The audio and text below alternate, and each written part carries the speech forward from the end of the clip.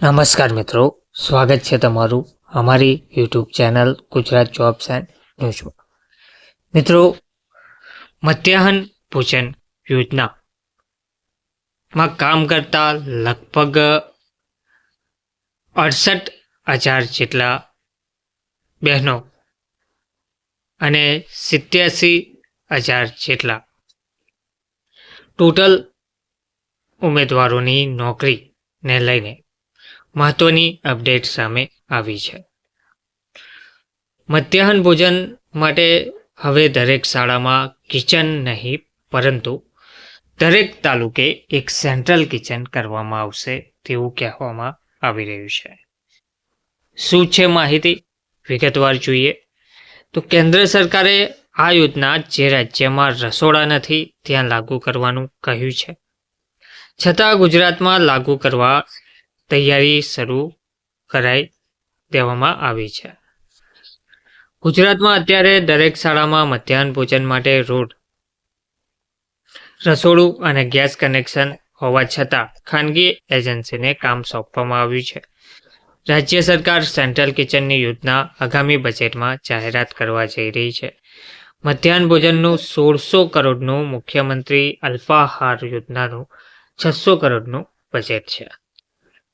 રાજ્યમાં 1984થી ચાલતી મધ્યાહન ભોજન યોજના અત્યારે નવા નામ સાથે પીએમ પોષણ શક્તિ યોજનામાં વર્ષ 2025-26ના નાણાકીય બજેટમાં રાજ્ય સરકાર મોટો ફેરફાર લાવી રહી છે. આ ફેરફાર લાવી રહી હોવાનું બહાર પણ આવ્યું છે.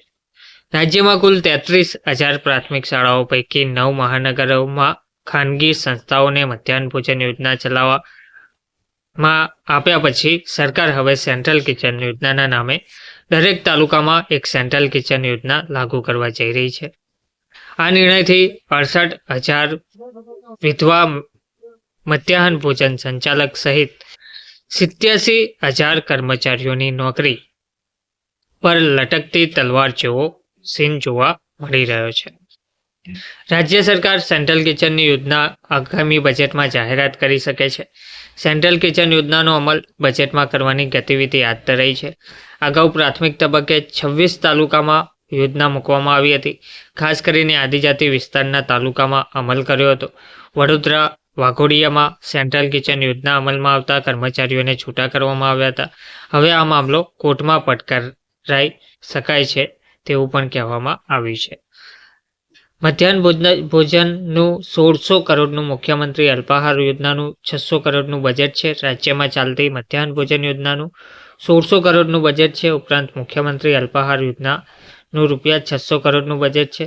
દૂધ સંજીવની યોજના હેઠળ દૂધ અપાય છે અને અઠવાડિયામાં એક વખત બાળકોને સુખડી અપાય છે. આ બંને યોજના કુપોષણ દૂર કરવા માટે છે. ખાનગી એજન્સીઓને યોજના પધરાવી દેવામાં આવે છે એટલે કે 87,000 કર્મચારીઓ બેરોજગાર બને તેવી સ્થિતિ સર્જાઈ શકે છે.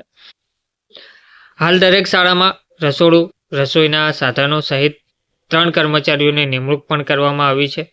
મધ્યાહન ભોજન માટે શાળાઓમાં રસોડું હોય છે, રસોઈના સાધનો વસાવ્યા છે, ગેસ કનેક્શન લીધું છે, જેના માટે 4,500ના પગારદારે એક સંચાલક અને 3,750નો પગાર રસોઈયો અને 1,500ના પગારે એક હેલ્પર રાખવામાં આવે છે. અત્યારે 87,000 કર્મચારી પૈકી 68,000 વિધવા બહેનોની નોકરી જશે તેવો ભય વ્યક્ત કરવામાં આવી રહ્યો છે.